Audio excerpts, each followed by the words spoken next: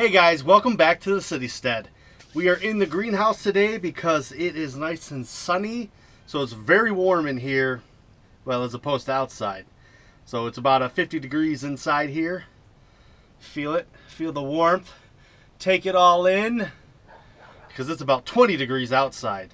Big difference because that sun is really shining today, so we're getting a lot of extra warmth in here. I'm loving it. This is why I wanted to have a little greenhouse, because it's just nice to get out here in the winter and just feel a little bit of that warmth, and the sun shining down, giving you that effect, just makes it a little bit nicer. So today what we're going to talk about is seeds, and everybody's favorite topic in spring is seeds. What are you growing? What do you like to grow? Today we're going to talk about 5 tried and true plants that we grow. And this is a collaboration video. We were tagged by Back to Basics with Krystal. A little bit different zones, so we're not starting seeds yet like she is, but we are thinking about what we're going to plant. And we did the 5 top seeds we're excited for this year, and that includes a lot of things that are new to us that we haven't grown before. And now we're going to do our 5 tried and true favorites. These are 5 things that no matter what, we are going to plant. So narrowing this thing down was super hard. I don't know how people ever knew it. You can't have a top 5 of garden vegetables. So I actually have here, show you an array. I got 5 greens that I like to grow, and I'm like, man, how do I narrow this down? So for greens, you know, you got your lettuce, you got to have a spinach, right? Grow some kale. I got some bloody dock on here, sorrel, and then Swiss chard. So these are 5 that, like, normally if I grow greens, I'm growing more than one variety. And actually I would do 6. I would do something like an arugula to kind of have like a spicy type green, maybe a mustard, but normally arugula because we like arugula a lot. So those are like a good greens mix, right? Now if I had to take these greens and just pick one of them out of all of these, it would have to be the Swiss chard. This one's rainbow. They have different ones. There's Ford Hook. There's like a bunch of different varieties of Swiss chard. My reasoning behind picking Swiss chard as my #1 green is because of how versatile this particular one is. You can cook the leaves. You can cook the stems. You can eat the leaves raw. I like to eat them when they're tender. We just pick them off when they're all little, not to the full 2-foot, you know, length that they can get to. We like to get them when they're smaller and more tender. Throw them on sandwiches, burgers, in a salad mix. That's a really good way to enjoy it. And then just, you can cook it. You can, you know, cook it up, some oil, butter, maybe some Parmesan, and you can cook the stem with it. So you get a lot out of just that one plant.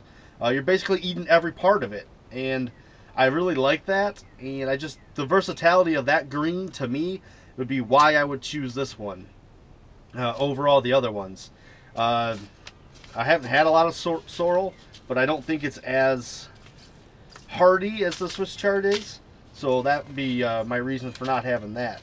So that's #1 would be Swiss chard. Another tried and true would be cucumbers. So I got a little bit of a theme going here, and you're going to realize it soon. So some kind of cucumber. Slicer, pickling. I mean, it's hard to pick a cucumber also because there's so many different varieties out there. I would probably go with a slicer. I could take a slicer, I can make it into pickles. The pickling only gives you the advantage is that they look, you know, like a pickle when you pick them when they're smaller. They're fine, right? But I can take a cucumber, I can cut it in half if it gets too long. I can cut it into spears. I can make a regular pickles out of a slicer cucumber. I'm not worried about that. So that would give me a dual purpose with it. I can make the pickles I want to make. I can slice it up, throw it on my salad, and just eat it fresh like that. Another thing that I would grow, and I'm kind of cheating a little bit on this also, you got to have a tomato. Tomatoes to me are like the garden gateway drug. If you grow your own tomato, you're in. You have become a gardener, because there are so many different varieties of tomatoes, and when you start growing your own, you start realizing how much flavor tomatoes have. Homegrown tomatoes taste entirely different than store-bought tomatoes, and the more and more varieties you try, the more and more you realize that tomatoes are just an amazing fruit Fruit, not vegetable this time. You guys can't catch me. Amazing fruit, and it's just good for everything. I usually would say you gotta grow a slicer and you gotta grow like a cherry tomato. I like the cherry tomatoes. You pick them off, snack on them in the garden. I really like that. But I'm gonna go with the one. I'm gonna say one tomato, and mine would be this pineapple tomato. I really, really love the flavor of this pineapple tomato. It's good for everything. You can slice it, you can can it, you can sauce it, juice it, whatever you want to do. This one works. That's why I picked this one. It's just one of my favorites. I like the way it tastes. That would be my tomato, would be the pineapple tomato. Like I said, usually it would be a big slicer tomato and a bunch of, cherry tomato. The cherry tomato, I don't have too much of a preference right now. I like a lot of different cherry tomatoes, but that would be another one that you should grow. I don't have the seed of the original one of these, just what we saved the other day, but these are, I think they're called Lebanon squash. Basically, these are zucchini. Zucchini is definitely a must grow in my garden.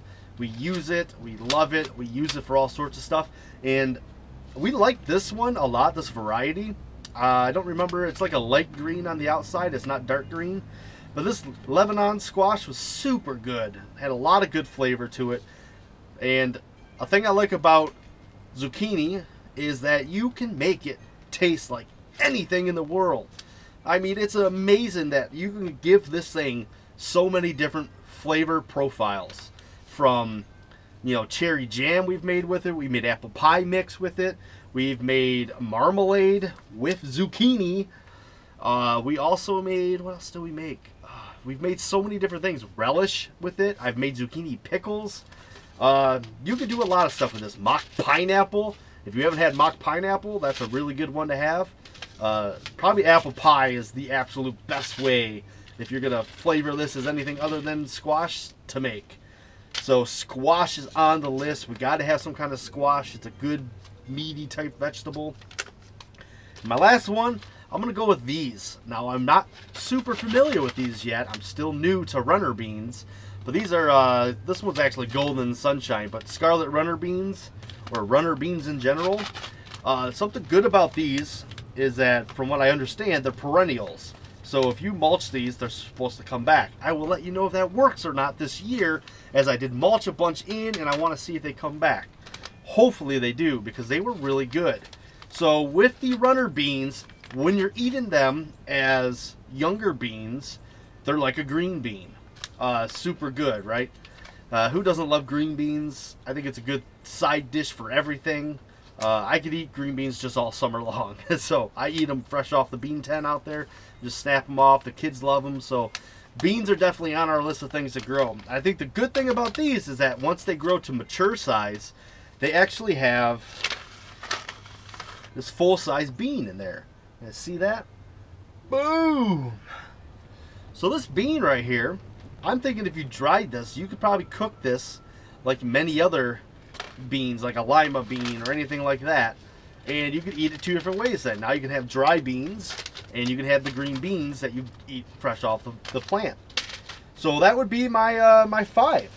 You got to have a green, got to have a cucumber and tomato. I mean, that's my salad. That's my basic salad right there. And then I'm going to throw in some squash. I got to have some green beans. So that's the my 5 tried and true plants that I will always grow no matter what on our homestead, in our garden. We're always growing those 5 things. So part of this tag is to tag some other channels. So I got a list of channels that I want to hear what your 5 tried and true favorite garden plants are. And we're going to start with alternative small holdings. I'm reaching all the way across the pond on this one. Jazz and Rue, I want to hear what you guys will always grow. Your top 5 things you always will grow in your garden. I also want to tag the Grateful Sunites. I really enjoyed the Grateful Sunites. They're great.